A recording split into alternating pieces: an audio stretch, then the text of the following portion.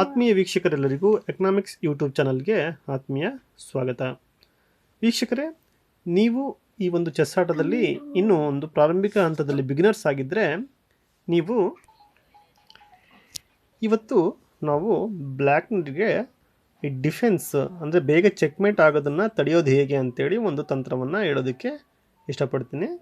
ನೀವು ಯಾವುದೇ ಕಾರಣಕ್ಕೂ ಆಟ ಪ್ರಾರಂಭವಾಗೋದಕ್ಕಿಂತ ಮುಂಚೆ ಅಥವಾ ಕ್ಯಾಸ್ಲಿಂಗ್ ಮಾಡೋದಕ್ಕಿಂತ ಮುಂಚೆ, ಅಂದರೆ ಇಲ್ಲಿರ್ತಕ್ಕಂತಹ ಎರಡು ಪಾನ್ ಹೋದ್ಮೇಲೆ ಈ ರೀತಿ ನಾವು ಕ್ಯಾಸ್ಲಿಂಗ್ ಮಾಡ್ತೀವಿ.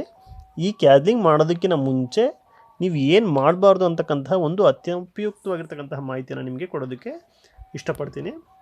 ನೋಡಿರಿ ವೀಕ್ಷಕರೇ, ನೀವು ಯಾವುದೇ ಕಾರಣಕ್ಕೂ ಆಟ ಪ್ರಾರಂಭವಾದಾಗ, ಅಂದರೆ ವೈಟ್ನರು E4 ಇಟ್ಟಾಗ ಬ್ಲ್ಯಾಕ್ನರು ಯಾವುದೇ ಕಾರಣಕ್ಕೂ ಈ F7 ಪಾನನ್ನು ಮೂವ್ ಮಾಡಬಾರ್ದು.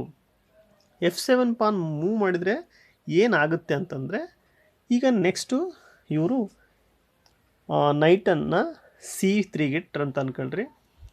ನೆಕ್ಸ್ಟು ನೀವು ಈ ಒಂದು ಪಾನನ್ನು G5ಗೆ ಇಟ್ಟರೆ, ವೀಕ್ಷಕರನ್ನು ನೋಡಿ, ವಿಡಿಯೋವನ್ನು ಪಾಸ್ ಮಾಡಿ ಹಾಗೂ ಅಬ್ಸರ್ವ್ ಮಾಡಿ, ನಿಮಗೆ ಖಂಡಿತ ಗೊತ್ತಾಗುತ್ತೆ ಎಂತಹ ಒಂದು ಫ್ಯಾಟಲ್ ಮಿಸ್ಟೇಕ್ ಆಗಿದೆ ಅಂತೇಳಿ.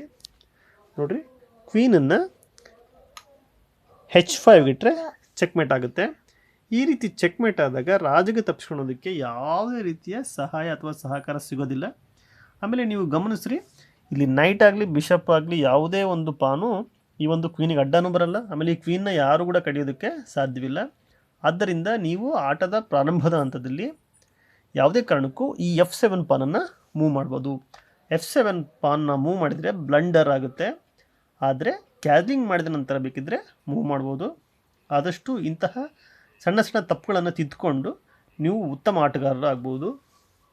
ಇಂತಹ ಅತ್ಯುಪಯುಕ್ತವಾಗಿರ್ತಕ್ಕಂತಹ ಚದುರಂಗದ ಮಾಹಿತಿಯನ್ನು ಪಡೆಯಲು ತಾವುಗಳೆಲ್ಲರೂ ಎಕನಾಮಿಕ್ಸ್ ಯೂಟ್ಯೂಬ್ ಚಾನಲ್ಗೆ ಸಬ್ಸ್ಕ್ರೈಬ್ ಆಗಿ ಹಾಗೂ ಶೇರ್ ಮಾಡಿ ಹಾಗೂ ಕಾಮೆಂಟ್ ಮಾಡಿ. ಈ ನಮ್ಮ ವಿಡಿಯೋ ಹೇಗಿತ್ತು ಅಂತೇಳಿ ಕಾಮೆಂಟ್ ಬಾಕ್ಸಲ್ಲಿ ತಿಳಿಸಿ.